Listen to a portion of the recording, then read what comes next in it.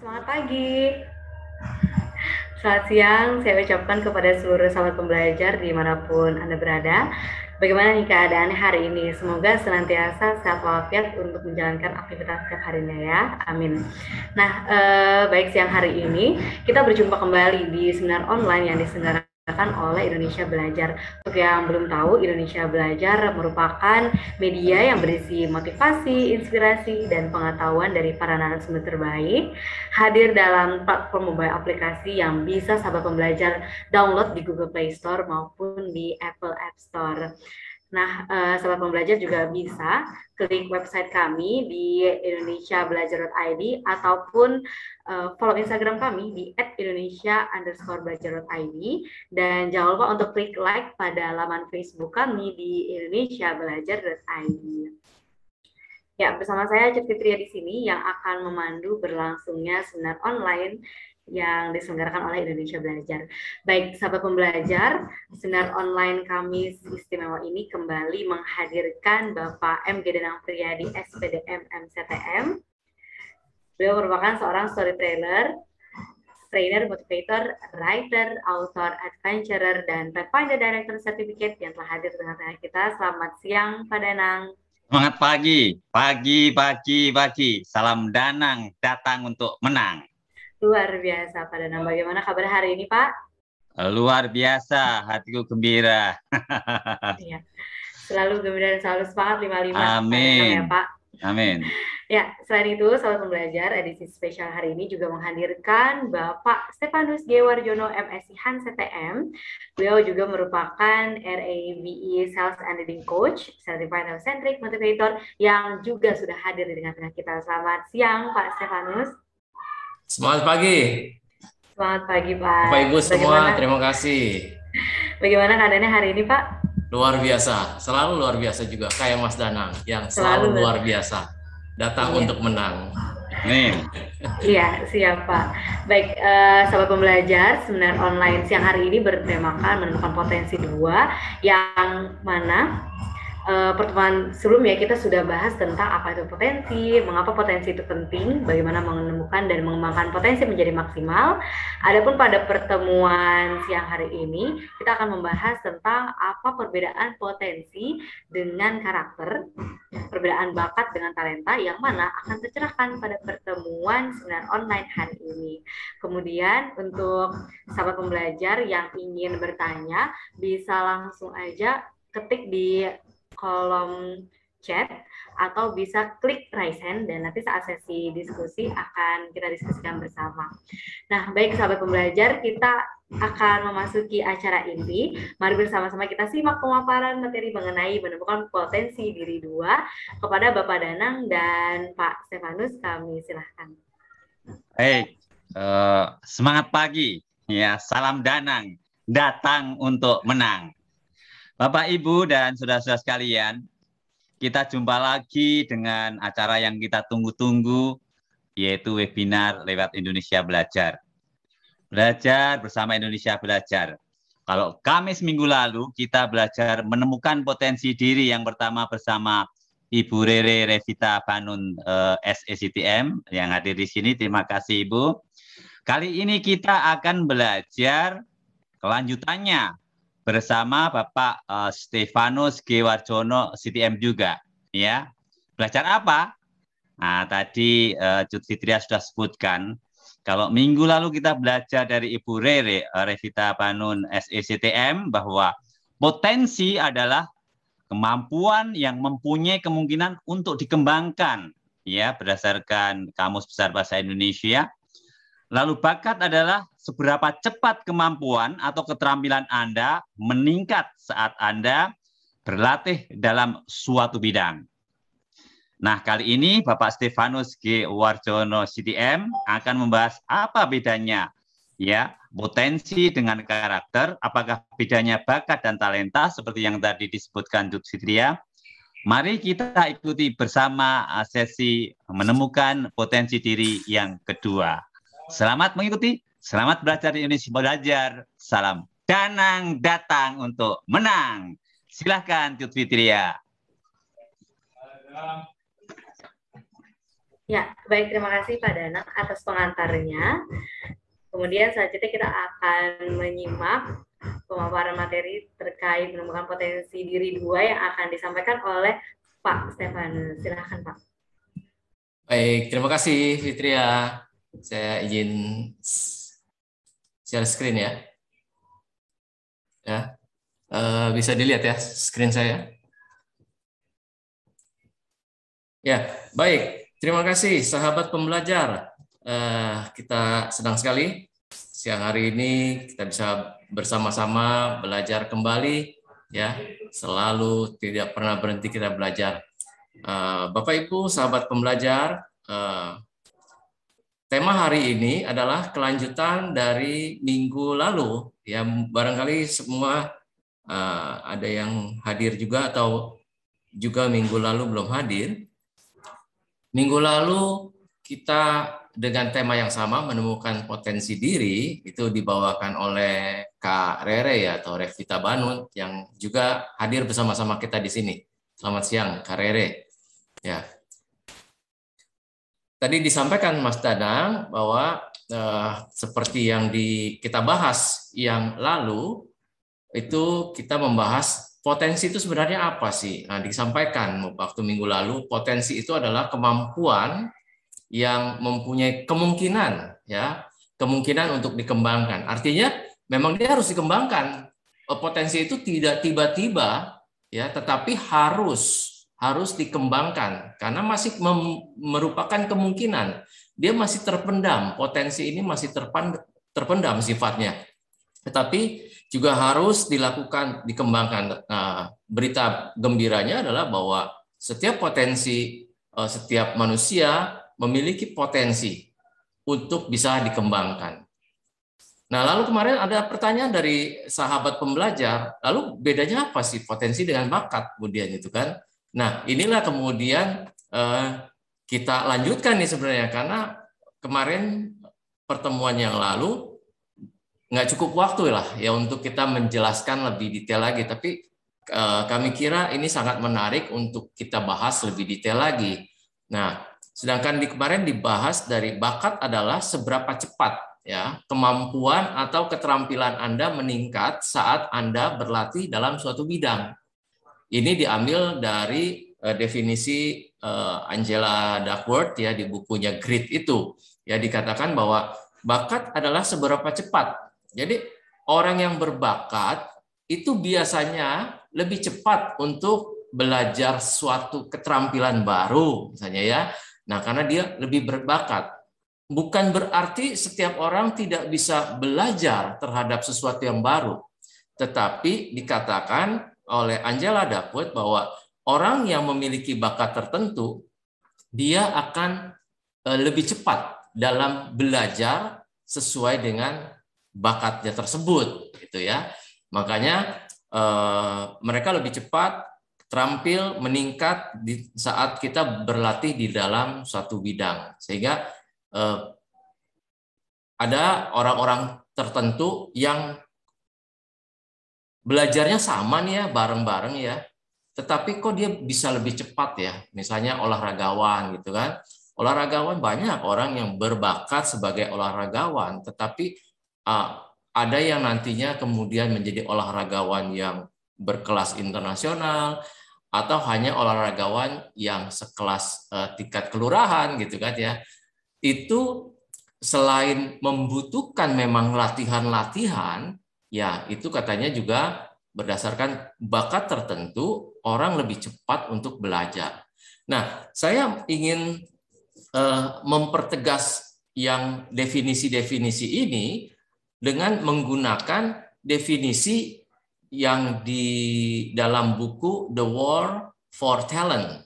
Ya, saya ambil dari buku The War for Talent, ini Ed Michaels, Helen Hansfield Jones, dan Beth Axelrod menyatakan bahwa bakat adalah kumpulan kemampuan seseorang, termasuk kemampuan atau keterampilan alamiah, pengetahuan, pengalaman, kecerdasan, penilaian, sikap, karakter, dan dorongan atau kemauan dari dalam. Dan ini juga mencakup kemampuan seseorang untuk belajar dan bertumbuh. Nah, jadi sahabat pembelajar, kalau kita lihat definisi ini, rasanya lebih kompleks dan lebih bisa menjelaskan bahwa bakat itu adalah kumpulan kemampuan. Jadi bukan satu kemampuan seseorang. Jadi setiap orang dikatakan memiliki kumpulan kemampuan-kemampuan. Ya, jadi setiap orang artinya memiliki bermacam-macam bakat sebenarnya, ya. Tetapi bakat yang mana yang nanti berkembang atau yang dilatih, itulah yang akan menjadi sesuatu yang potensial, yang optimal. Termasuk katanya kemampuan atau keterampilan alamiah. Nah, ini bisa digarisbawahi bahwa di dalamnya ternyata setiap orang memiliki kemampuan atau keterampilan alamiah. Apa artinya? Artinya setiap orang katanya sejak lahir dia sudah dibekali bakat, ya, yang tidak perlu dilatih, dia sudah melekat. Dia sudah melekat.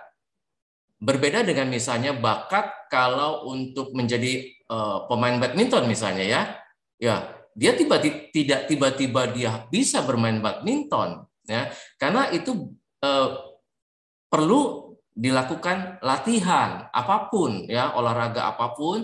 Seseorang berbakat olahraga itu perlu latihan. Pemain sepak bola juga selalu perlu latihan yang lama sekali, ya, sehingga dia skills-nya itu teruji dan terasah. Nah, berbeda dengan kemampuan atau keterampilan alamiah. Artinya setiap orang sebenarnya sudah diberikan bekal, ya. Oleh siapa? Oleh Tuhan yang menciptakan. Oleh Tuhan yang menciptakan, kita sudah diberikan bekal alamiah. Contohnya, ya, setiap orang, setiap bayi yang baru lahir itu sudah punya yang namanya kemampuan dasar, ya. Kemampuan dasar itu misalnya begitu lapar nangis, ya. Tidak ada yang mengajari itu. Tidak ada yang mengajari nanti kalau lapar nangis aja, ya, tidak ada, ya. Itu adalah kemampuan atau sesuatu yang basic, ya. Insting yang dasar yang Tuhan anugerahkan. Nah, di dalam itu juga ada pengetahuan, pengalaman, itu sejalan dengan kehidupan kita. Kita mengalami sesuatu, kemudian belajar sesuatu, itulah yang mengasah bakat kita. Kan? Kemudian juga jangan lupa bahwa bakat kita juga dipengaruhi oleh sikap atau karakter. Nah, kemarin pertanyaannya, jadi lalu bedanya apa bakat dengan karakter? Nah, kalau kita lihat definisi ini, artinya karakter itu adalah salah satu variabel penunjang untuk mengembangkan bakat kita secara optimal. Jadi kalau orang berbakat, diberikan bakat, diberikan talenta. Jadi talenta dengan bakat itu sama, ya. Hanya bahasa Inggris, ya, talent, ya. Talenta, bakat. Diberikan bakat oleh Tuhan, tapi dia tidak melatih, tidak berlatih, tidak menggali bakatnya. Atau ketika dia pun tahu misalnya bakatnya, tetapi sikapnya, karakternya tidak mendukung, misalnya dia malas-malasan. Seseorang yang sebenarnya punya bakat berlatih sebagai olahragawan misalnya, tetapi dibandingkan kawannya, dia tuh malas, tidak disiplin latihan, ya, tidak serajin kawannya, ya. Tentu walaupun bakatnya itu besar, tetapi tidak terlatih karena karakter dan sikap yang tidak tepat, maka bakatnya, potensinya tidak tergali dengan optimal. Itu kira-kira, ya. Jadi kita lihat bedanya, bahwa itu juga diperlukan dorongan atau kemauan dari dalam. Nah, pentingnya adalah kemarin Kak Rere juga sudah menyampaikan, pentingnya kita mengetahui potensi apa sih sebenarnya yang ada pada kita, bakat apa sih, gitu kan. Nah, hari ini saya ingin mengajak kita sama-sama belajar mengerti, memahami salah satu alat salah satu alat untuk mengerti bakat kita, potensi kita, atau keterampilan alamiah kita itu apa, gitu. Nah, karena memang sampai saat ini juga banyak pasti orang bertanya-tanya, kan? Sebenarnya bagaimana sih mengetahui bakat kita, mengetahui potensi kita? Makanya di dalam ilmu psikologi ya kita mempelajari, kita juga menggunakan alat-alat tes ya, banyak alat-alat tes itu untuk mengetahui minat dan bakat. Kan ada ya tes minat dan bakat, tes minat kemampuan gitu kan. Tujuannya apa? Tujuannya memang untuk mencari pendekatan yang sedekat mungkin antara kemampuan potensi kita, bakat kita dengan hal-hal yang kita akan lakukan. Contohnya misalnya kita masuk kuliah misalnya masuk ke jurusan teknik gitu ya, ke jurusan teknik. Nah, untuk anak-anak yang belajar teknik itu harus memiliki satu potensi tertentu yang barangkali tidak bisa kalau tidak dimiliki potensi itu akan sulit, bukannya tidak bisa ya, akan sulit belajar teknik ya. Nah, kita lihat bahwa banyak sekali alat-alat tes. Alat-alat tes itu ada namanya DISC profile ya, ada namanya MBTI, ada namanya Wartek ya. Itu termasuk alat tes untuk mengetahui bakat, kemampuan dan potensi kita. Nah, hari ini kebetulan saya juga belajar tentang DISC dan certified di bidang ini, maka saya mau berbagi sekilas lah ya, karena waktu yang cuma 45 menit ini tentu tidak cukup untuk kita bahas ini sangat detail.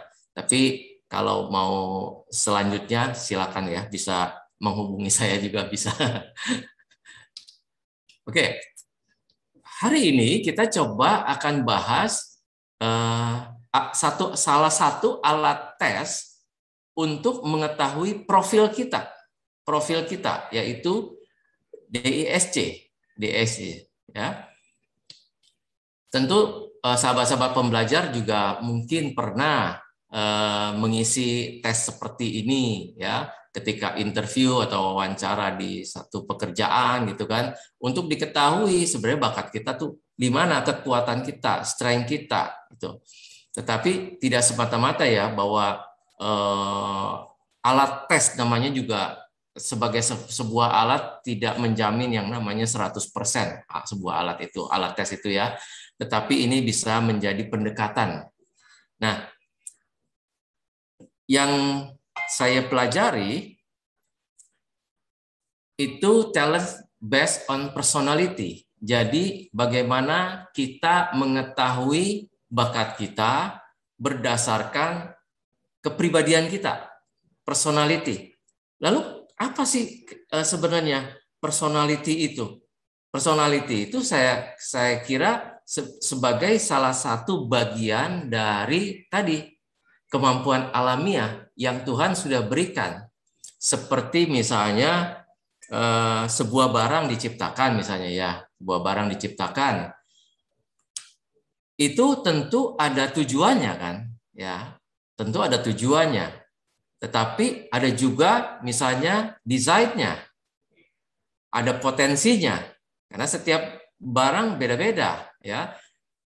Misalnya sebuah mobil diciptakan sama-sama mobil, tapi yang satu mobil pick up, yang satu mobil untuk keluarga ya, kayak Kijang misalnya ya. Yang satu mobil balap. Kita lihat bahwa tujuan diciptakan mobil tersebut saja sudah berbeda-beda. Pick up untuk mengangkut barang ya, mobil keluarga itu untuk mengangkut orang. Sedangkan mobil balap itu memang hanya untuk balapan ya. Kita lihat bahwa desainnya berbeda-beda, potensi mesinnya pun berbeda-beda. Kalau mobil pick up mungkin ya 1.500, 2.000. Tapi kalau dia harus mobil truk, ya dia harus 5.000, 6.000 cc. Sedangkan mobil keluarga ya pada umumnya adalah 1.500 sampai 2.000 cc saja cukup ya. Tetapi kalau mobil balap, walaupun dia cuma sendiri dan mobilnya kecil, desainnya kecil, tetapi dia harus memiliki potensi atau mesin yang besar, minimal 4.000 sampai 5.000 cc ya. Nah, demikian juga kalau sebuah mobil saja diciptakan sesuai dengan tujuan, maka desainnya berbeda, potensinya juga berbeda. Apalagi manusia, ya. Tuhan pasti menciptakan setiap kita manusia dengan tujuan yang berbeda-beda. Oleh karena itu, Tuhan memberikan apa? Memberikan kita desain yang berbeda juga. Ya, desain bisa berupa desain hardcover kita nih, hardcover kita. Ya, ada yang tinggi besar gitu ya, ada yang pendek, ada yang kurus, ada yang gemuk ya. Ya, itu semua juga karena bakat yang diberikan Tuhan. Ya, kalau kita latih misalnya otot kita bisa besar segala macam ya. Jadi misalnya untuk profesi tertentu ya kan dibutuhkan orang-orang yang badannya besar. Misalnya petinju. Petinju itu walaupun semua orang belajar tinju. Ada misalnya olahragawan belajar tinju, tapi kan ada yang akhirnya kelasnya adalah kelas terbang gitu kan, kelas bantam. Lalu ada kelas berat. Kenapa? Badannya besar. Nah, itu desain yang Tuhan berikan ya, salah satu untuk apa? Untuk mendukung dia punya kemampuan, dia punya potensi, dia punya bakat. Nah, demikian juga personality atau kepribadian kita ini salah satu yang Tuhan berikan sejak kita masih dalam kandungan.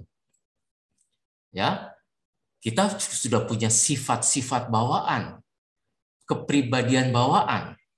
Nah, yang namanya bawaan itu sudah ada di dalam kita, tinggal kita melatih dan mengelola. Kalau kepribadian ini lebih banyak karena dia sudah melekat, tidak dilatih pun sudah seperti itu.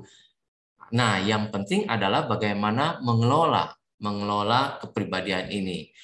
Nah, di DISC ini ditemukan oleh Dr. William Moulton Marston di itu kurang lebih tahun 35-an ya. Tapi juga dikembangkan oleh beberapa ilmuwan sehingga ini menjadi satu alat ukur yang kevalitannya bisa dipertanggungjawabkan gitu kan ya. Dan ada juga salah satu buku yang kemudian menjadi pengetahuan populer itu Florence Littauer itu menulis Personality Plus ya. Tahun 92 itu bukunya, warnanya kuning kalau ada yang pernah baca. Nah, ini yang membuat kita mengetahui bagaimana potensi-potensi kita miliki gitu ya. Oleh karena itu, kita belajar ini lebih mudah karena ini sudah menjadi pengetahuan umum. Berbeda dengan alat tes yang lain seperti MBTI. MBTI barangkali bisa lebih detail menjelaskan sesuatu, tetapi dia butuh beberapa semester ya kalau kuliah di psikologi ya untuk belajarin MBTI. Kalau ini kita baca sebentar kita bisa paham. Nah, kalau kita memahami ilmu ini sebenarnya ini memudahkan kita di dalam berinteraksi dengan orang lain karena ini lebih kepada kepribadian kita dalam berhubungan dengan orang lain atau dalam berkomunikasi dengan orang lain. Nah, ya. Ada 4 macam katanya ya, 4 sifat manusia secara dasar di dalam setiap orang itu ada yang namanya dominance atau bahasa populernya itu choleris ya, ada influencing atau bahasa populernya sanguinis, ada steadiness atau orang yang pragmatis, dan compliance atau orang yang melankolis. Nah, kalau istilah melankolis pasti kita tahu lah ya, lagu-lagu yang melo gitu ya, itu melankolis, itu compliance ya. Nah, katanya setiap orang juga ada dibagi dua dulu. ada orang yang ekstrovert. Ekstrovert itu umumnya orang-orang yang koleris dan sanguinis itu orang ekstrovert. Artinya terbuka orangnya, gampang buka-bukaan. Ya, baru kenal aja dia udah bisa ceritakan macam-macam. Ya, baru kenal sebentar, ketemu di bis misalnya atau di pesawat ya, dia sudah bisa cerita tentang keluarganya atau apa ya. Tetapi ada juga orang yang introvert. Introvert itu artinya agak tertutup, ya, tertutup. Dia tidak mudah tuh orang-orang introvert ini ngobrol dengan orang yang baru dia kenal, ya. Dengan orang yang sudah dia kenal pun biasanya ngobrolnya ya secukupnya. Karena tertutup, dia tidak bisa bercerita tentang segala macam, ya, hanya yang dianggap penting yang itu. Nah, ini orang-orang biasanya orang-orang yang pragmatis dan melankolis, ya. Jadi kita lihat dulu, mungkin sahabat pembelajar sekarang sudah paham dulu nih, mengenal diri dulu nih ya, mengenal Anda tuh orang ekstrovert atau introvert. Nah, ya. Nah, kalau dari situ nanti kita gampang melihat orang, ya. Orang misalnya seperti Mas Danang, kira-kira ekstrovert atau introvert nih Mas Danang ini? Ya. Ekstrovert, sanguinis. Iya, pasti ya kan, sanguinis ekstrovert ya pasti gitu. Kenapa kita kenal? Nah, nanti kita lihat dari tampilan luarnya aja, kita kadang-kadang bisa loh mengenali orang ini. Oh, ini orang koleris. Oh, ini orang sanguinis ya. Oh, ini orang ekstrovert. Oh, ini introvert. Kalau introvert tuh diajak ngomongnya tuh cuma jawabnya seperlunya aja. Sudah makan belum? Sudah.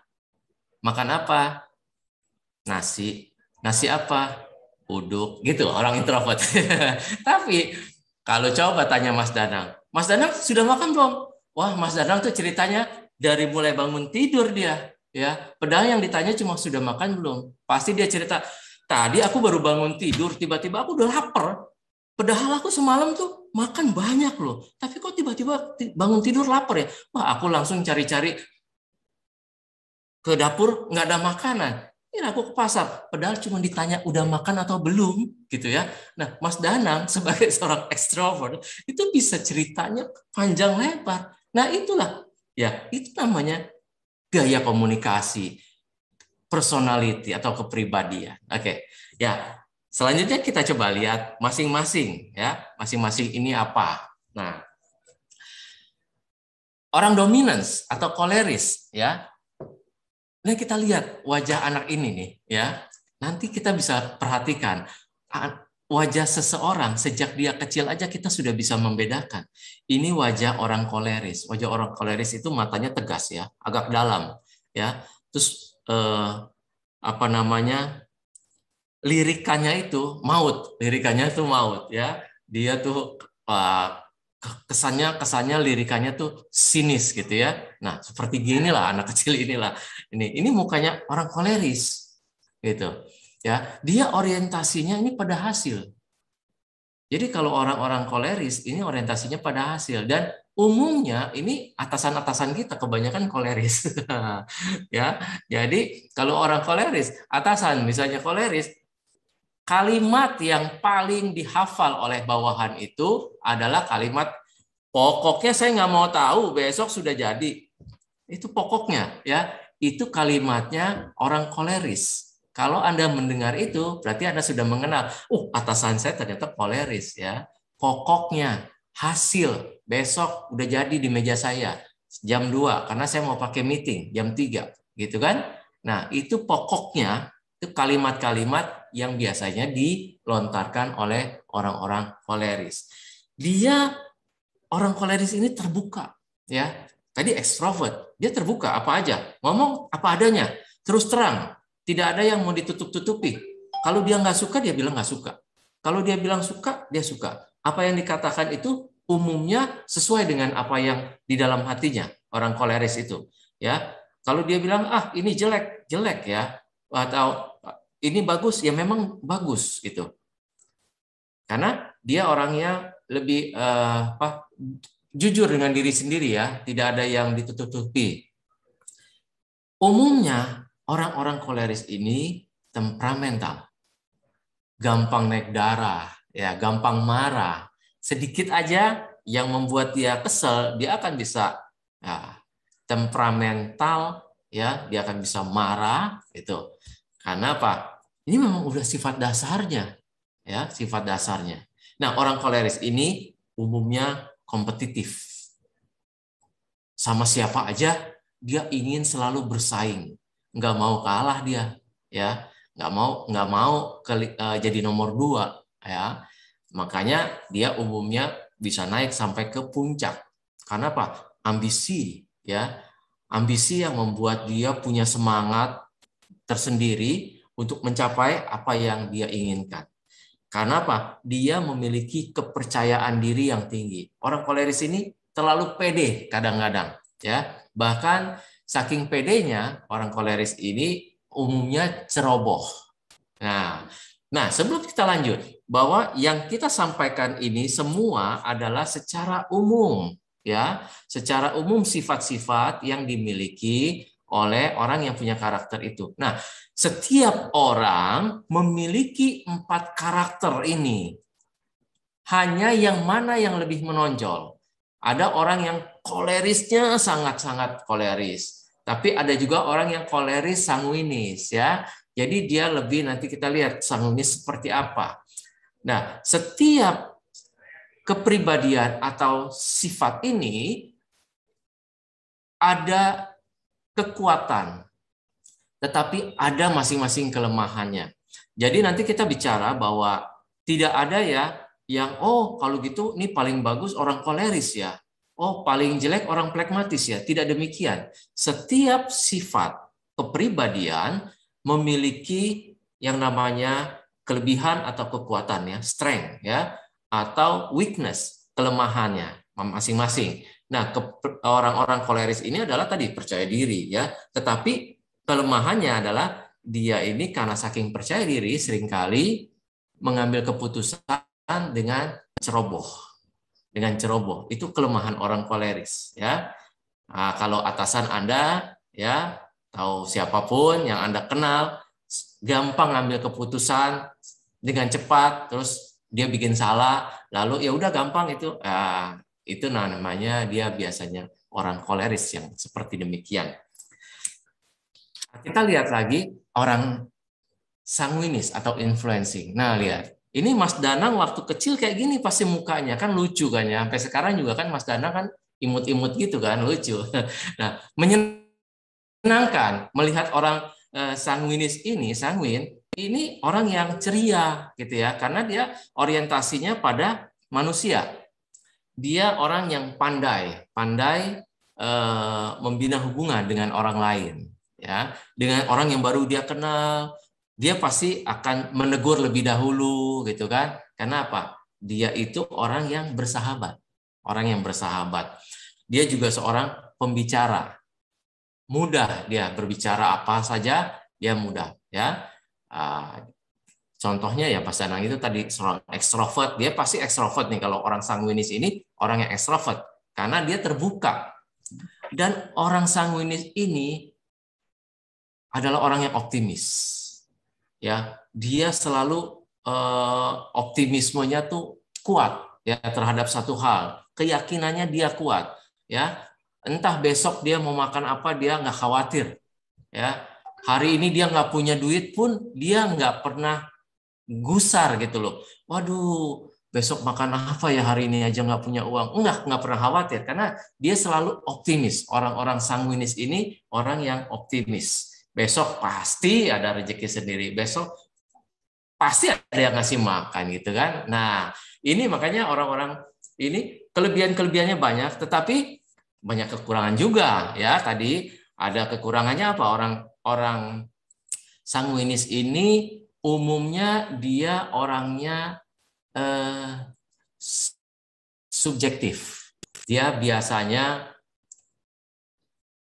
lebih suka menonjolkan sisi subjektif. Kadang-kadang dia kalau sudah suka sama orang ya udah ya, apapun orang itu seperti apapun dia nggak lihat lagi, pokoknya dia udah suka. Atau sebaliknya, dia kalau udah nggak suka sama orang ya, sekalipun orang itu bilang enggak baik kok dia, orang sanguinis itu enggak, pokoknya dia subjektif gitu. Nah, orang-orang kalau kita di kantor lah ya, sahabat pembelajar nih, atasan-atasan kita sanguinis umumnya itu biasanya dia punya tuh yang namanya anak emas gitu ya. Kadang-kadang dia makannya dengan itu aja gitu kan, kemana-mana gitu ya. Dia punya sahabat-sahabat sejati itu ya, yang pokoknya dibela abis-abisan deh, kayak gitu loh. Karena apa? Itu dia orangnya subjektif ya, tapi pandai berbicara itu.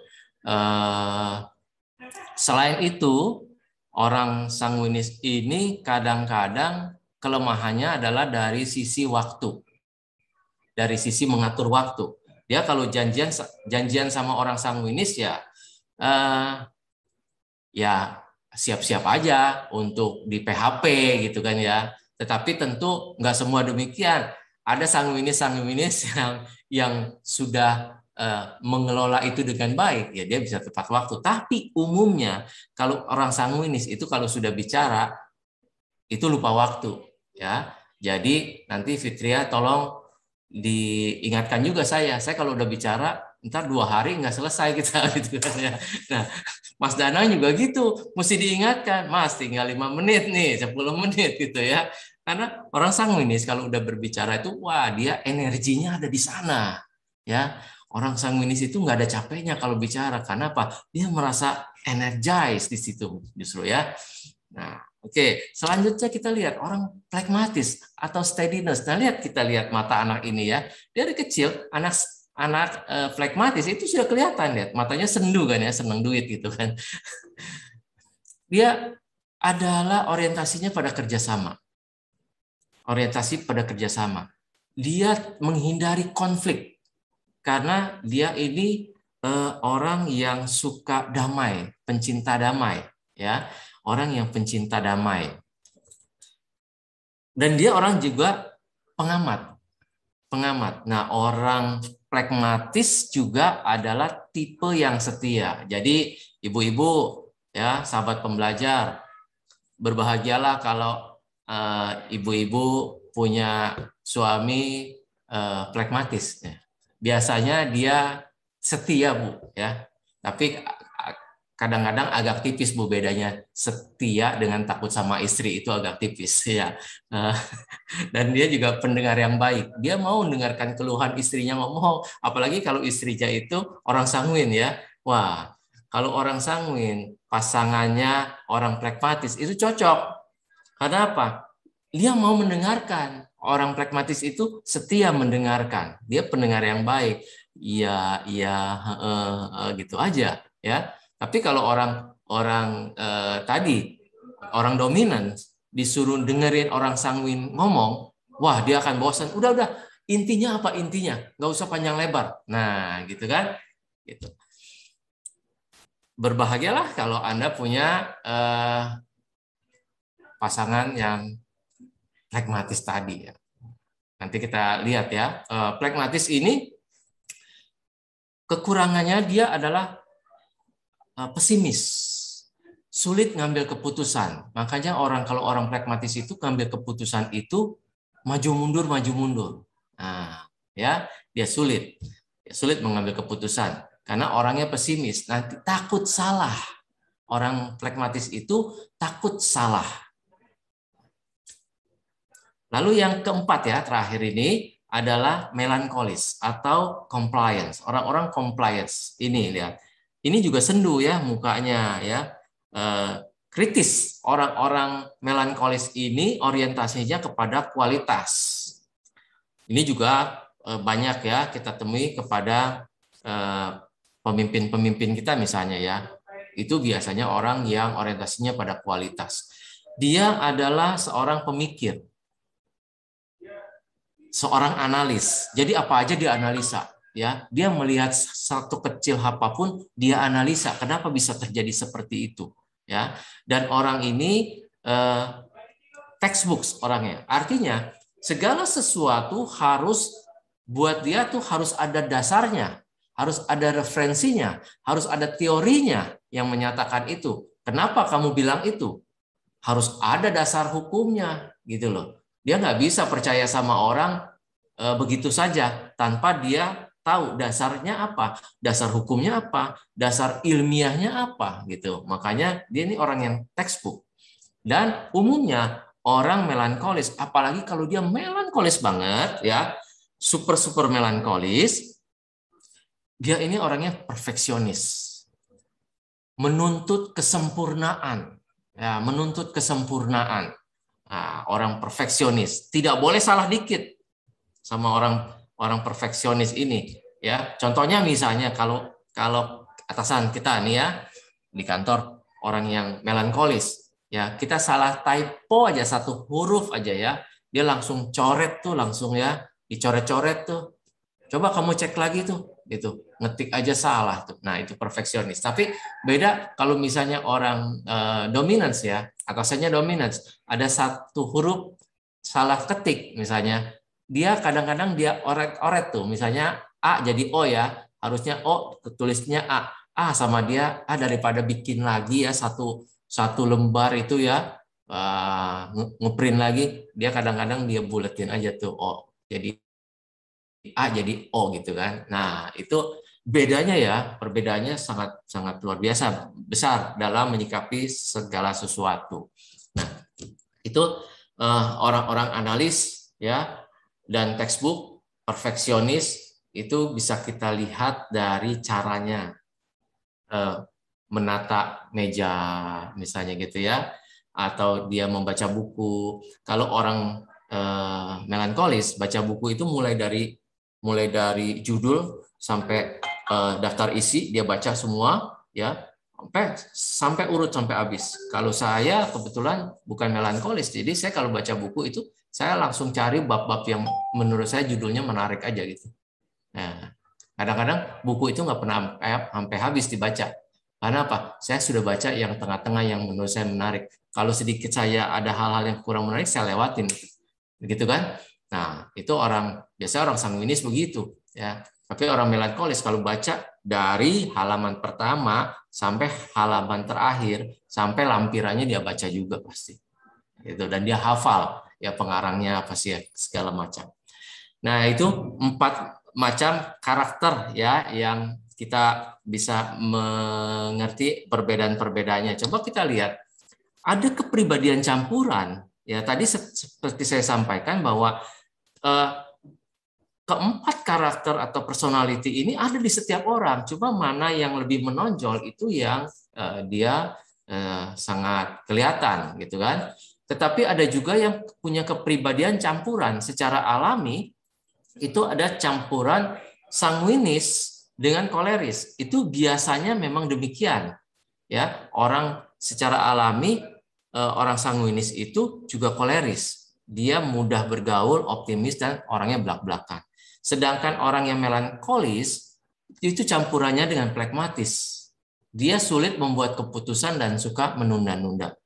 Sedangkan ada campuran pelengkap ya. Koleris itu kan tadi ekstrovert. Tetapi dia campuran dengan melankolis yang introvert.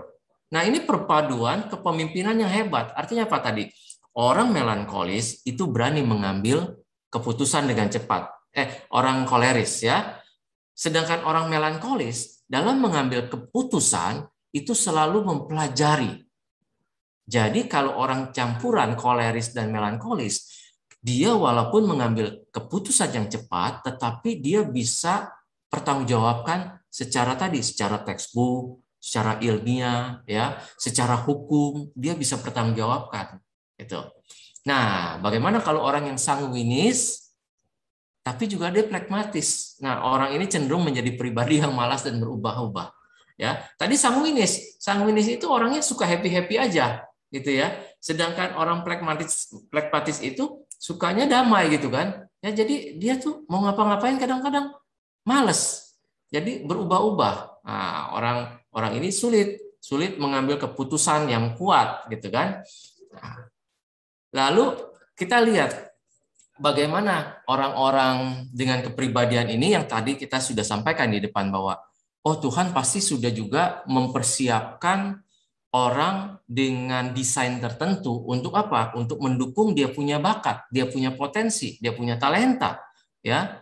Nah, kita lihat coba orang dominance itu, orang koleris itu cocoknya menjadi apa sih? Dia menjadi pemimpin, dia menjadi leader atau manajer. Karena apa? Dia tegas orangnya, berani mengambil keputusan, gitu kan? Pemimpin kadang-kadang di situasi yang genting itu harus berani mengambil keputusan.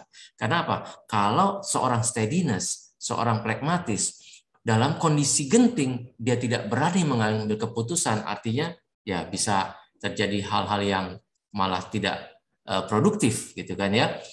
Nah, seorang influence ya atau sanguinis itu cocoknya sebagai apa? Marketing, sebagai motivator, sebagai presenter, atau sebagai negosiator. Nah, lihat Mas Danang ya. Mas Danang itu seorang marketing sejati. Ya, dia seorang marketing sejati dan motivator. Nah, dia juga seorang negosiator. Itu lengkap ada di Mas Danang. Ya, dan dia benar-benar Mas Danang itu sesuai dengan apa yang dititipkan Tuhan dalam tubuhnya, potensinya itu dan kepribadiannya itu mendukung, itu diasah semuanya sehingga jadilah Mas Danang yang seperti ini ya, orang marketing banget, orang motivator banget, dia presenter yang baik, juga seorang negosiator ya. Nah, kalau orang steadiness itu cocoknya sebagai staff administrasi. Kenapa sih demikian? Bukan dia tidak bisa menjadi di atas ya, tidak demikian. Tetapi dia lebih senang dengan pekerjaan-pekerjaan yang sifatnya sudah ada, dia kerjaan rutin gitu loh. Coba kalau orang steadiness itu disuruh untuk marketing, dia akan bingung. Aduh, jualan ke siapa ya? Temennya sedikit gitu kan. Dia mau telepon ke orang aja dia malu, takut ya. Orang steadiness itu kalau disuruh telepon ke orang, dia pasti mikir berkali-kali. Aduh, orangnya lagi ngapain ya? Oh, jangan-jangan lagi tidur. Oh, jangan-jangan nggak di tempat. Oh, jangan-jangan nanti saya ngeganggu. Kayak gitu. Ya, orang steadiness. Nah, bagaimana dengan orang compliance? Orang compliance ini orang yang detail. Tadi ya, seorang analis, makanya dia cocok kalau dia bekerja di bagian keuangan. Ya, lihat angka-angka, ya. Dia jadi pengawas, jadi auditor. Ini orang yang cocok. Nah, saya nih contohnya ya. Saya itu kalau dikatakan saya itu sanguinis koleris. Tapi saya dulu belajarnya, kuliahnya itu di akuntansi. Ternyata benar teman-teman, sahabat pembelajar, ya, saya nggak terlalu pintar dalam hal akuntansi atau matematika. Gitu. Bisa belajar? Bisa. Cuma akhirnya saya walaupun kerja di bank, tapi kayaknya saya kurang bisa menikmati loh. Ya, barulah ujung-ujung karir saya itu saya untung sempat dipindahkan di bagian SDM dan bagian diklat, dan saya mengajar sampai hari ini saya menjadi dosen ya, dan itu merupakan saya rasa itulah potensi saya yang sesungguhnya gitu kan. Saya menemukan itu karena saya sebenarnya tidak cocok untuk pekerjaan-pekerjaan yang sifatnya angka-angka semacam itu. Bukannya tidak bisa, tapi saya tidak bisa maksimal. Tetapi kalau saya sebagai sanguinis, ya, saya bisa menjadi seorang motivator, menjadi presenter. Karena apa? Bakat saya berbicara, gitu kan? Bakat saya berbicara itu terasah dengan baik. Nah, sahabat pembelajar, ini kurang lebih seperti begini ya, tetapi bukan berarti harus ya. Ini secara umum saja. Bahwa wah saya bukan orang compliance tapi saya bisa kok belajar tentang keuangan, saya adalah auditor yang bagus. Itu oke, betul, bagus ya, berarti Anda sudah bisa mengelola itu dengan baik ya kan. Ada juga malah kita pendekatan-pendekatan lain yang menyatakan bertentangan dengan ini. Bisa ya, misalnya NLP ya, mungkin dari sini sahabat pembelajar ada yang pernah belajar tentang NLP. Kalau NLP, sebagian dari prinsip-prinsip NLP tidak mengakui ini. Karena menurut dia, semua orang bisa jadi apapun tergantung apa? Pikiran. Ya. tinggal meng-create pikiran gitu. Tetapi kalau saya lebih percaya bahwa meskipun pikiran saya bisa, tetapi saya tidak akan maksimal kalau saya tidak di tempat yang cocok dengan saya. Tetapi saya akan bisa lebih maksimal, belajar lebih mudah kalau saya di tempat yang cocok dengan kepribadian saya. Nah, sahabat pembelajar, itu kita sudah bahas bahwa artinya kalau kemarin ada pertanyaan, jadi bagaimana dong kalau kita mengetahui apa sih sebenarnya potensi kita? Nah, kita tinggal lihat aja. Kira-kira dari 4 personality ini, Anda cocok yang mana sih? Nah, dengan pekerjaan Anda sekarang enjoy apa enggak sih? Gitu kan? Nah, apakah Anda sudah menemukan potensi terbaik Anda? Ya, kira-kira begitu. Apakah misalnya ketika Anda melakukan itu, teman-teman Anda, lingkungan Anda, memuji Anda misalnya dengan mengatakan bahwa, wah, kamu memang pantas di sini, ya, kamu memang cocoknya di situ. Nah, itu juga yang menunjukkan bahwa, oh, kita sudah ada di potensi kita terbaik, kita sudah ada di zona kita yang benar. Ya, baik, demikian paparan saya. Selanjutnya kita bisa tanya jawab. Cut Fitri ya, saya nunjukin sanguini saya ya, temannya banyak jadi harus disebut ya, supaya Pak Stef tadi nggak salah ini. Ada Ibu Revita Banu nanti bisa menambahkan ya dari fingerprint. Kalau nanti Kamis depan itu Fanny Kwok MC-nya berhalangan, bisa Ibu maju ke situ. Lalu kemudian ada ini Presiden BKD ZN nih ya, Bapak Arif Hidayat. Terima kasih luar sudah biasa Pak Arif nih ya, hadir ini ya. Lalu kasih, ada Ibu Fitri dari Tubateng, Ibu Dewi Ahmadi dari Tebing Tinggi Sumatera Utara, Bapak Tegen Maharja, Mbak Endah, lalu Ibu Ayu Rubiati, Cak Mahar ya dari Surabaya ya pakai Cak Mahar. Lalu Ibu Dewi Santi, Ibu Happy Vanessa, ini teman-temannya Pak Stef ya. Ibu Kus India yang selalu setia, terima kasih Ibu. Ibu Lia Fatimah, lalu Ibu Niswati ini dari Gorontalo loh Fitri ya, dari luar biasa emang Indonesia Belajar nih, jadi dari mana-mana ini ya, terima kasih ya Ibu. Lalu ada Bapak Senen, ada Ibu Rudinar dari Yogyakarta. Terima kasih Ibu Rudinar. Jadi memang benar Indonesia Belajar itu. Ada Bapak Nursal dari Pekanbaru, lalu Bapak R. Syamani SHI, lalu Ibu Lia Fatimah, lalu kemudian ada Bapak Senen, ada Bapak Hukir Fakfak dari Papua ini, Cut Fitri ya, luar biasa lengkap ya. Lalu Ibu Umu, lalu Ibu Syakiyah Ulia, Bapak Asrori, lalu Bapak Budiman Santana, nanti kita November akan ketemu, beliau juga akan presentasi di sini. Ibu Ani Mitra, Bapak Apriliadi dari BKD ZN, lalu ada Bapak Agus Tiawono ya, yang nanti akan berani ya bicara di depan ya. Siap ya Pak, tanggal 25 November ya. Lalu ada Bapak Waluyo, lalu Ibu Alena Saluku dari Capstone, terima kasih. Ini ya Bapak dari Bapak Eloi Saluku ya, yang mendampingi kita. Ibu Ramadinar dari Bengkulu ya, luar biasa ini yang pantainya luas di sana. Lalu Bapak Noprisal dari Sungai Penuh Jambi, nah, ini Bapak Noprisal ini kapan siap lagi, udah 2 kali bersama temannya. Lalu ada Bapak Nopen, lalu ada juga Bapak Rifki Ardintika. Nah ini saya mau sampaikan, saya sapa semua untuk menunjukkan Pak Stef benar ya, teman saya banyak ya kalau sanguinis itu. Mungkin Ibu Rere, Ibu Revita Banun ada sesuatu yang mungkin ditambahkan. Silahkan Ibu, mungkin ada dari fingerprint bisa dicari bakatnya.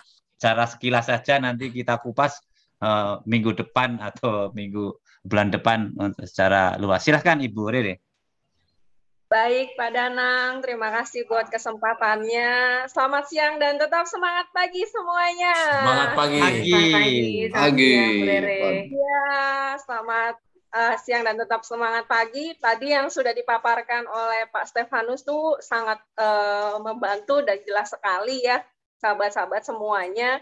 Jadi di mana kita tuh harus benar-benar mengenal diri kita. Ada yang tadi dominan atau intim atau yang tadi steadiness, dan satu lagi yang namanya apa satu lagi ya, komplement gitu. Compliance. Compliance. Police, okay. ya. Nah, itu kenapa kita harus tahu itu agar kita lebih istilahnya nyaman. Sebenarnya siapa diri kita untuk mengembangkan potensi kita. Kalau tadi Pak Steve sudah berbicara dari sisi DISD, mungkin nanti saya akan melengkapi di tanggal 11 November nanti melalui fingerprint. Jadi melalui sidik jari itu juga bisa untuk mengetahui siapa diri kita, potensi kita apa, seperti itu Bapak Ibu sahabat pembelajar. Terima kasih. Itu dari saya.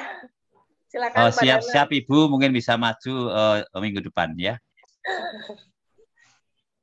Silahkan Cut Fitri ya, dilanjut. Ya, mohon izin Pak Danang, di sini saya sudah menerima pertanyaan di kolom chat dari Pak Nopen. Selamat siang Coach, bagaimana menurut para coach mengenai hipnoterapi? Apakah dibenarkan menemukan jati diri atau potensi diri dengan hipnoterapi Coach? Nah mungkin ini bisa dijawab oleh Pak Stefanus terlebih dahulu mungkin ya Pak Danang. Silakan. Ya, terima kasih Pak Nopen ya yang selalu setia juga dengan pertanyaan-pertanyaan. Terima kasih Pak Nopen. Apakah mengenai hipnoterapi ya, apakah dibenarkan itu? Saya tidak bisa menyatakan ini benar atau ini tidak benar ya, gitu kan ya. Bahwa ini memang salah satu alat ya. Hipnoterapi juga termasuk alat bantu untuk membantu seseorang ya, kebetulan digunakan untuk menemukan jati dirinya misalnya. Selain itu juga hipnoterapi kan juga lebih luas bisa dimanfaatkan untuk hal-hal lain ya. Tetapi kalau dari kami sebagai theocentric motivator, hipnoterapi ini tidak termasuk yang kami gunakan, itu saja ya, untuk digunakan sebagai alat menggali potensi diri. Demikian Pak Nopen. Ya, mungkin dari Pak Danang ada yang ditambahkan Pak, silakan.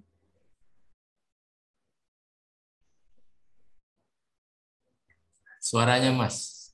Masih di mute Pak. Oh ya, tadi disebutkan oleh Pak Stefanus bahwa saya itu kan jago marketing, jago jualan.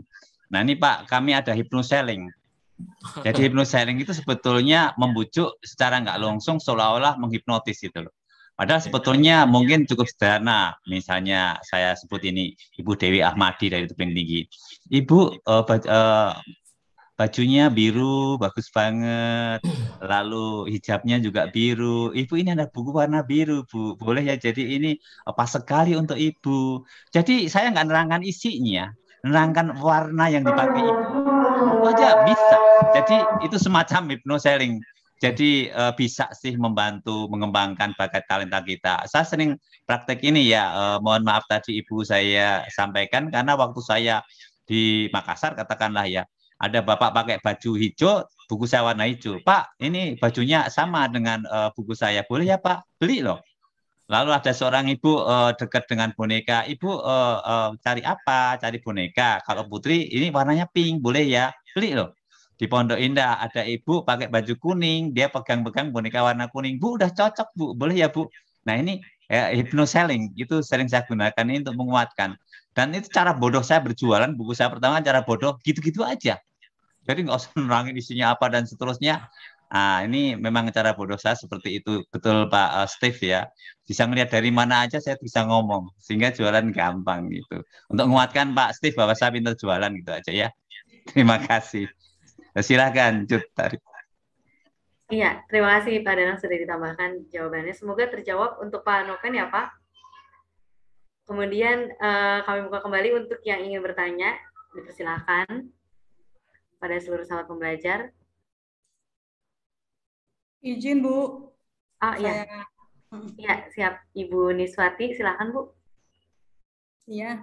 Saya Pak. Iya, siap. Siap Pak Danang. Saya langsung ke Pak Stefanus ya.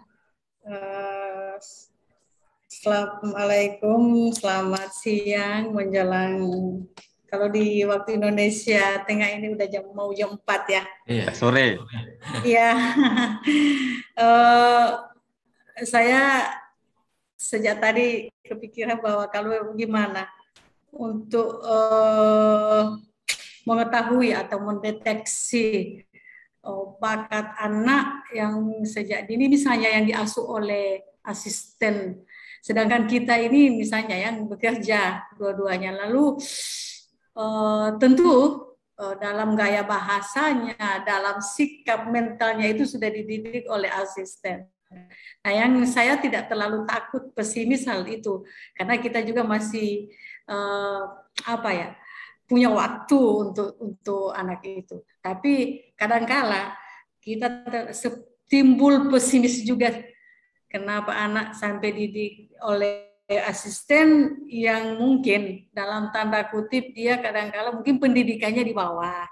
Sedangkan kita yang pendidikan tinggi kadangkala tidak punya waktu untuk itu. Itu satu. Yang kedua, ketika anak itu bertumbuh dan berkembang di lingkungan kita yang sudah dididik sedemikian, lalu dia punya sifat itu misalnya melankolis, misalnya seperti yang dijelaskan tadi, dia melankolis yang tadinya misalnya dia pendiam atau punya bakat-bakatnya yang bagaimana katanya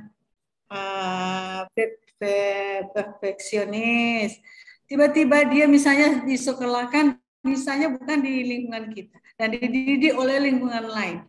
Ketika itu dia berubah jadi dominan dan karakternya mungkin temperamental. Apakah itu diubah oleh situasi dan kondisi pada saat itu atau memang bawaannya yang di lingkungan kita bisa ke bawah ke sana, atau yang di sana yang mendominasi begitu.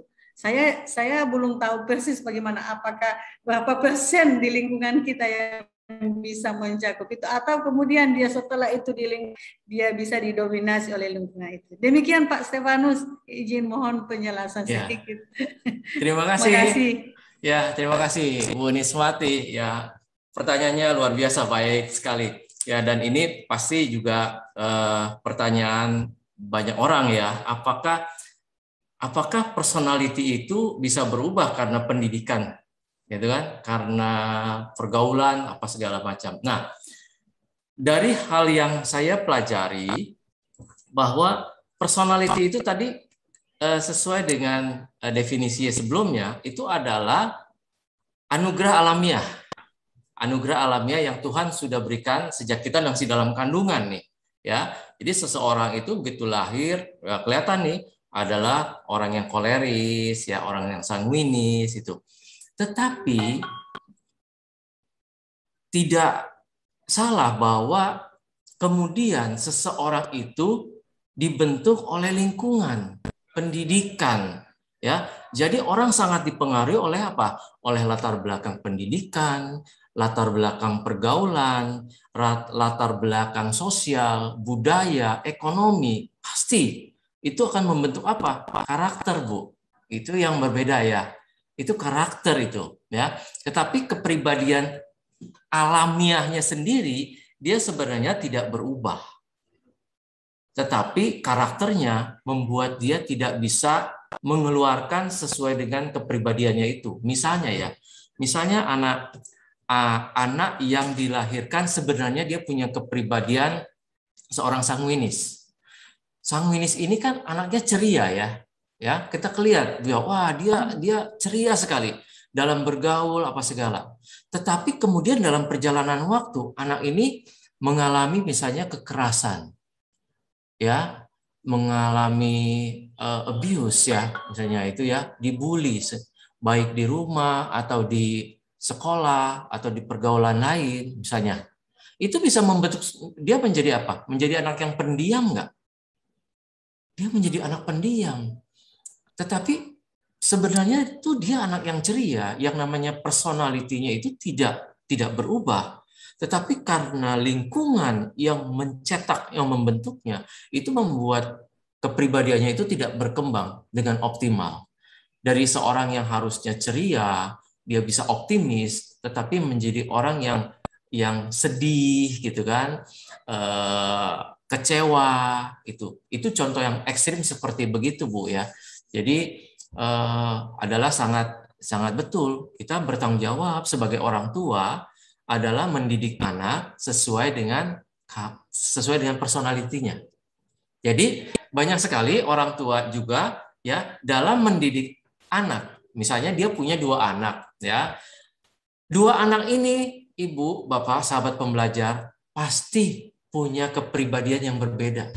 Meskipun dia kembar mungkin, ya, tapi kepribadiannya barangkali bisa berbeda. Yang satu mungkin kepribadiannya lebih kuat sanguinisnya, yang satu lebih kuat ke kolerisnya. Ya, itu bisa. Jadi kita sebagai orang tua kalau kita mengenali kepribadian, potensi bakat anak kita makanya akan bisa mendidik mereka sesuai dengan itu. Gitu. Misalnya anak-anak sanguinis ini ya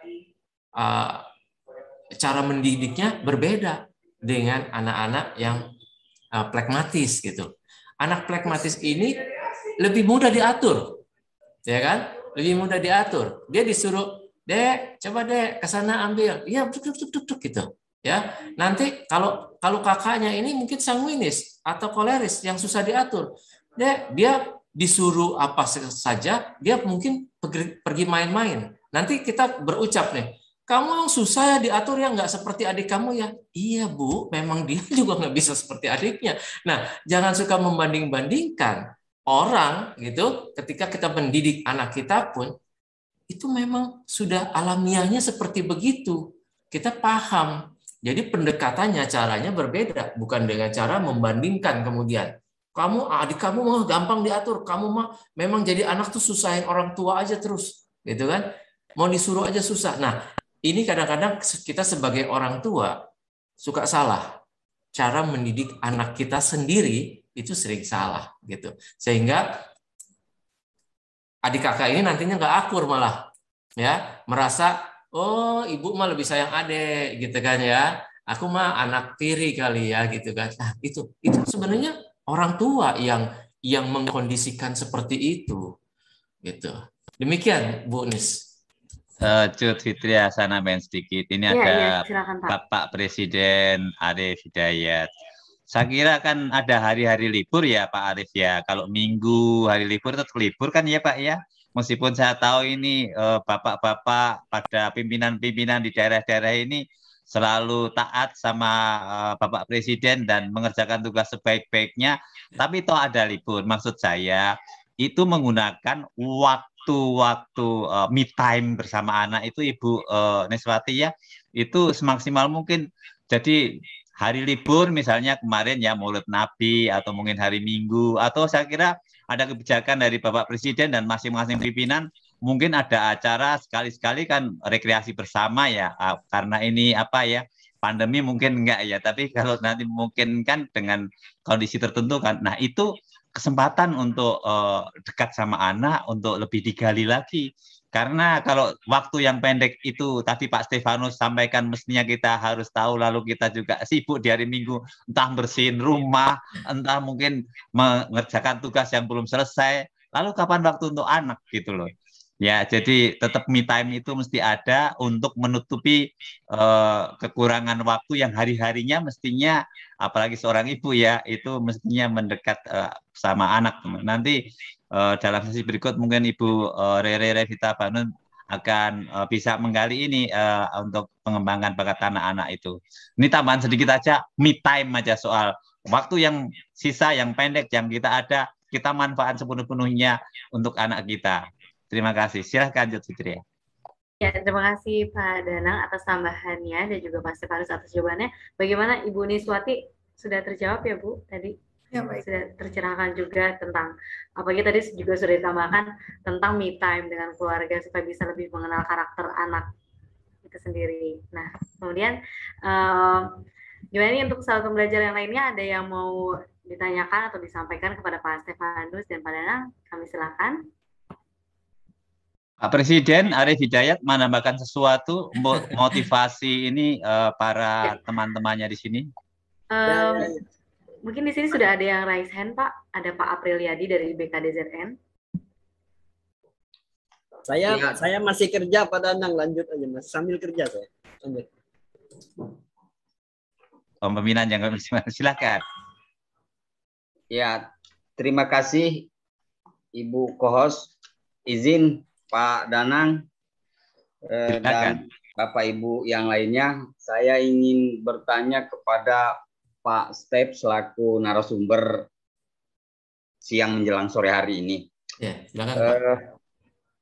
Saya Apriliadi itu pakai BKDZN juga, cuman hurufnya sengaja saya buat kecil karena presidennya pakai yang huruf besar. Paling tidak itu yang membedakannya gitu. Yang ingin saya respon terkait materi yang sudah disajikan tadi, bahwa saya menjelang usia 50 tahun ini setelah menerima sajian tadi, kok jadinya merasa seakan-akan diri saya ini seperempat bagian itu koleris, seperempat bagian itu sanguinis, seperempat bagiannya lagi plekmanis, dan seperempatnya lagi melankolis. Itu yang saya coba untuk pahami apa yang disajikan tadi. Dan di situ saya posisinya saat ini. Saya yang salah itu di mananya Pak? Karena kalau menurut pembagian kepribadian yang disebutkan tadi kan ada ekstrovert dan introvert. Apa ia memang bisa juga berpadu antara dua karakter itu? Nah, jadi pertanyaan sederhananya, ini yang salahnya di mana Pak? Kok bisa saya terjebak dalam 4 kepribadian itu tadi? Padahal sudah jelas pembagian yang Bapak berikan. Terima kasih Bapak. Baik, terima kasih Pak April, luar biasa. Ya, Pak, Bapak nggak terjebak, Bapak. Betul itu ya. Jadi tadi saya sampaikan bahwa keempat sifat atau kepribadian ini ada di setiap orang, gitu. Jadi seseorang itu ya dia bisa koleris, juga sanguinis ya, juga ada melankolis dan plekmatis. Hanya yang mana yang dominan biasa dia timbul ya. Jadi ada juga Pak memang orang-orang yang semua rata-rata gitu ya, dia juga plekmatis, dia juga koleris ya, ada memang yang sifat yang seperti begitu. Nah, ada orang yang memang kelihatan menonjol Pak, menonjol sekali. Misalnya ya tadi saya contohnya selalu Mas Danang ini itu tidak bisa bohong Pak. Orang kayak Mas Danang ini tidak bisa bohong bahwa saya itu orang yang introvert atau saya orang plekmatis, nggak bisa. Dari mana? Dari pakaian seseorang aja kita bisa lihat Pak. Orang ini orang sanguinis atau orang melankolis. Nah, kalau saya tanya Pak Apriliadi, Bapak di lemari Bapak warna pakaian itu yang paling dominan warna apa Pak? Oke, saya itu juga termasuk yang berubah Pak. Pernah saya cenderung coklat, nggak sengaja kok beli apa-apa coklat terus. Ya, tapi kok terakhir ini berubah lagi, kok beli apa-apa itu cenderung biru muda gitu. Banyaknya ke sana. Jadi seperti itu Pak. Jadi kalau Bapak masih senang warna coklat, biru, putih, itu ya Bapak lebih condong orang melankolis Pak, ya, orang yang introvert Pak. Karena orang ekstrovert itu lemarinya itu pasti warnanya warna kuning stabilo, warna merah, ya, warna hijau stabilo. Nah itu ya.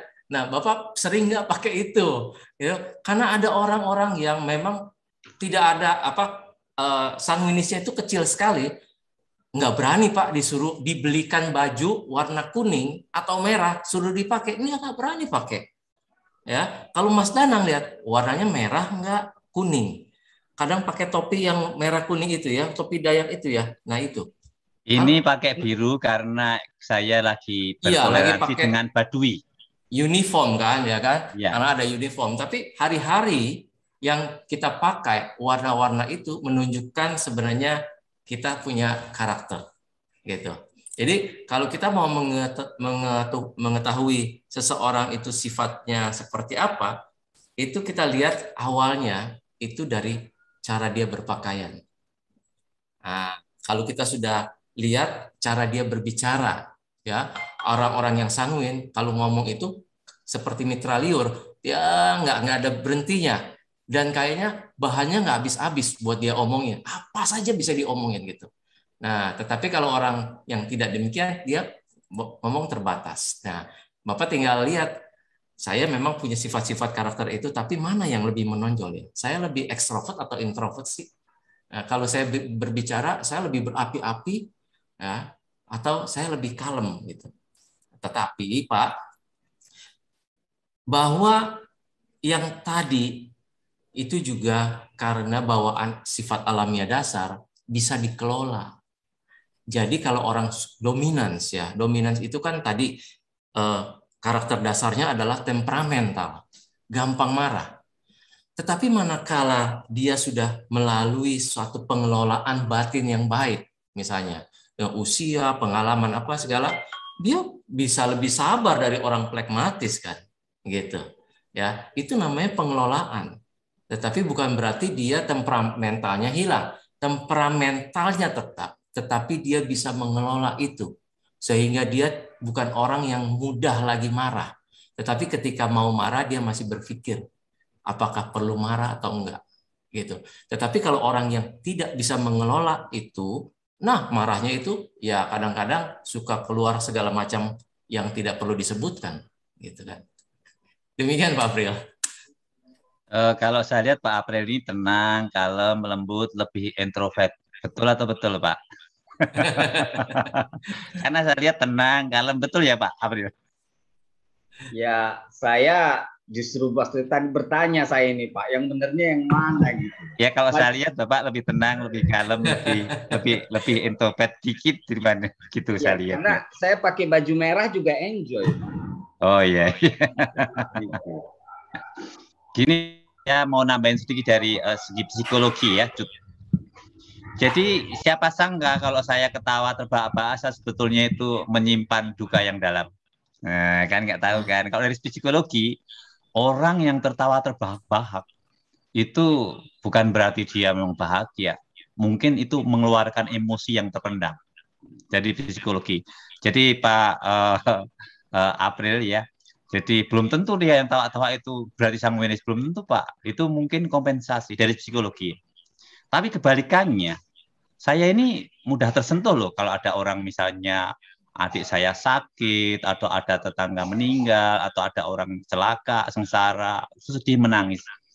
Nah, menangis itu bukan berarti lemah, itu bisa kuat. Cuman dalam menangis, apalagi terutama ibu-ibu itu ya, itu ini tanda lembut, mungkin Ibu Rere nanti bisa betulkan ya, itu tanda lembut, tanda tenang, tanda perhatian, apalagi terhadap anak-anak gitu ya. Saya nggak tahu Pak Steve gimana ya, kalau saya lihat wanita menangis itu ya ikut sedih juga, ikut merasakan gitu loh. Jadi saya kira Pak April mungkin juga bisa seperti itu. Jadi dari psikologi kadang bisa sebaliknya. Orang yang tahu terbahak-bahak bukan berarti sanguinis, tetapi itu adalah pelampiasan dari apa yang dipendam, ya kecewaan. Dia sebetulnya membutuhkan perhatian, ya kasih sayang gitu ya. Ini untuk bapak-bapak ya. Jadi kalau istrinya kebahak-bahak mungkin kurang perhatian, jadi harus dipeluk sayang-sayang gitu ya, Ibu Rere ya. Tapi bukan berarti kalau terus istrinya yang menangis bukan berarti dia cengeng lemah, enggak. Dia itu orangnya peka, perasa, lemah lembut, penuh kasih sayang. Betul ya, ibu-ibu ya, Cut Fitri ya, Ibu Rere, Ibu Ahmadi, Ibu Gus. Silahkan, Cut Fitri ya. Ya, baik. Terima kasih Pak Dadan dan Pak Stefanus atas tadi jawabannya atas pertanyaan Pak April Yadi tentang kepribadian yang ada semua di dalam diri kita dari 4 hal tersebut. Nah, mungkin sekarang kita sudah memasuki sesi terakhir untuk sahabat pembelajar. Saya persilahkan kepada Pak Stefanus untuk memberikan closing statement yang kemudian dilanjutkan kepada Pak Danang. Silakan Pak. Ya, baik, terima kasih Fitri ya. Bapak Ibu sahabat pembelajar ya. Ini salah satu saja ya. Jadi tipe-tipe kepribadian ini kita perlu pelajari karena juga bermanfaat dalam kita membina hubungan dengan orang lain. Kalau kita kenal misalnya atasan kita, bawahan kita dengan kepribadiannya dia, ketika kita berkomunikasi itu kita lebih nyambung dengan apa, dengan frekuensinya dia gitu loh ya. Jadi kita juga tidak menuntut seseorang harus seperti kita. Karena apa? Kita paham, oh dia berbeda cara berpikirnya, cara menanggapi sesuatu. Dia berbeda dengan saya. Karena apa? Karena kepribadian dia demikian gitu. Ya, jadi ini sangat bermanfaat kalau kita bisa mempelajari ini. Nah, untuk kalau kami punya alat tesnya ya, kalau memang Bapak Ibu sahabat pembelajar berminat untuk apa, kita belajar lebih dalam lagi ya, nanti ya undang saya aja, silakan. Terima kasih. Ya, terima kasih Pak Stefanus atas closing statement-nya. Mohon izin Pak Danang, dipersilakan Pak. Bakat adalah kemampuan alami ya, bawaan. Sementara potensi adalah bakat dalam kondisi menunggu untuk dikeluarkan, istilah Bu Rere, untuk dilepaskan. Marilah kita gali bakat kita, bakat anak-anak kita, dan kita kembangkan hingga 10 kali lipat. Untuk kita ikuti acara selanjutnya bisa dikembangkan dengan fingerprint yang akan disampaikan Ibu Rere, Ibu Revita, Banun, SECTM pada kesempatan mendatang. Terima kasih, salam sehat dan bahagia selalu. Salam Danang, datang untuk menang. Baik, terima kasih kepada Pak Dana dan Pak Stefanus atas pencerahannya di Kamis Harian Cerah ini. Demikian tadi pemaparan materi terkait menemukan potensi diri jilid 2 yang disampaikan oleh Pak Stefanus. Sekali lagi kami ucapkan terima kasih. Dan demikian pemaparan di seminar online siang hari ini. Saya ucapkan terima kasih kepada seluruh sahabat pembelajar dimanapun Anda berada yang sudah mengikuti seminar online yang diselenggarakan oleh Indonesia Belajar. Untuk sahabat pembelajar yang belum subscribe channel YouTube kami, bisa klik subscribe di indonesiabelajar.id dan jangan lupa untuk like, komen, dan share ke seluruh sahabat pembelajar dimanapun Anda berada. Saya Cut Fitria, mohon izin pamit undur diri. Terima kasih dan sampai jumpa di pertemuan berikutnya. Tetap semangat, jaga kebersihan, dan patuhi protokol kesehatan. Selamat siang dan semangat pagi.